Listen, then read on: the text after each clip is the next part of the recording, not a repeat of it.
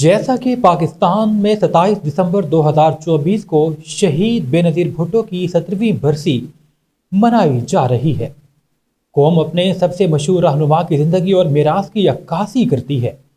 بے نظیر بھٹو ایک مسلم اکثریتی ملک میں جمہوری حکومت کی سربراہی کرنے والی پہلی خاتون، جمہوریت کے لیے استحکام، حوصلے اور غیر متزلزل عزم کی علامت بنی رہی۔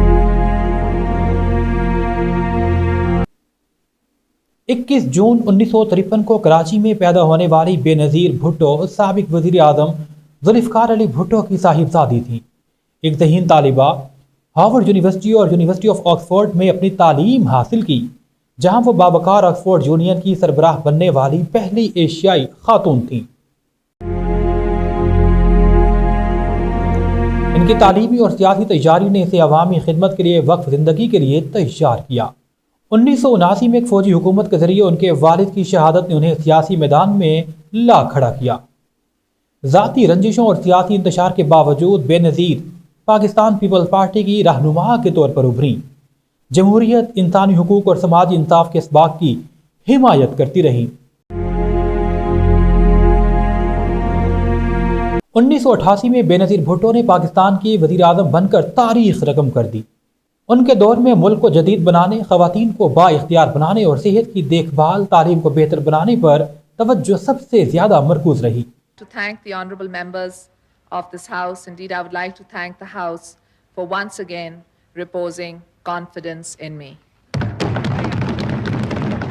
سیاسی مخالف اور سماجی تعصبات سمیت متعدد چیلنجز کا سامنا کرنے کے باوجود بے نظیر بھٹو کی قیادت نے لاکھوں لوگوں، بالخصوص خواتین کو سیاست اور عوامی زندگی میں حصہ لینے کی ترغیب دی۔ 1993 سے 1996 تک وزیر اعظم کے طور پر ان کا دوسرا دور انتہا پسندی سے نمٹنے اور معاشی ترقی کو فروغ دینے کی کوششوں سے نشان زدہ تھا۔ تاہم ان کی حکومت کو بدعنوانی کے الزامات اور سیاسی عدم استحکام سمیت اہم رکاوٹوں کا سامنا کرنا پڑا۔ 1996 میں ان کی حکومت کے خاتمے کے بعد بے نظیر بھٹو نے کئی سال تک خود ساختہ جلاء وطنی اختیار کی۔ اس کے باوجود وہ پاکستان میں جمہوریت کی بحالی کے لیے اپنے عزم پر ثابت قدم رہی۔ اکتوبر 2007 میں ان کی پاکستان واپسی قوم کے لیے ایک امید کا لمحہ تھی۔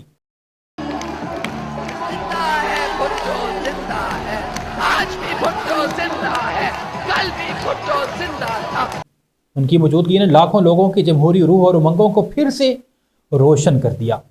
مدرسہ والے خواب بیٹھ کر کے چھوٹے بچوں کو سکھاتے ہیں بم کیسے بناؤ، بندوق کیسے چلاؤ۔ 27 دسمبر 2007 ایک ایسا سانحہ جو آج تک قوم فراموش نہیں کر سکی۔ یہی وہ دن تھا کہ جب بے نظیر بھٹو راولپنڈی میں انتخابی جلسے کے دوران دہشت گردانہ حملے میں جام شہادت نوش کر گئی۔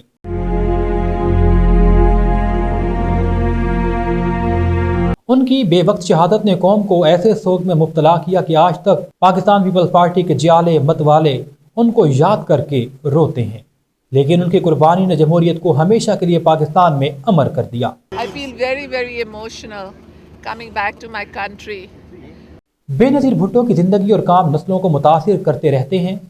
انہوں نے سیاست میں خواتین کے لیے رکاوٹوں کو توڑتے ہوئے پسماندہ طبقات کے حقوق کا دفاع کیا۔ جیسا کہ آج ہم شہید بے نظیر بھٹو کو یاد کرتے ہیں، ان کے الفاظ ہمارے دلوں میں گونجتے ہیں۔ جمہوریت بہترین انتقام ہے۔ ان کی زندگی ظلم کے سامنے انصاف، مساوات اور آزادی کے لیے لڑنے کی اہمیت کی یاد دہانی کے طور پر کام کرتی ہے۔ ان کی میراث نہ صرف سیاسی میدان میں بلکہ ان کے لوگوں کے دلوں میں بھی زندہ ہے، جو جمہوری اقدار اور سماجی انصاف پر مبنی پاکستان کا خواب دیکھتے ہیں۔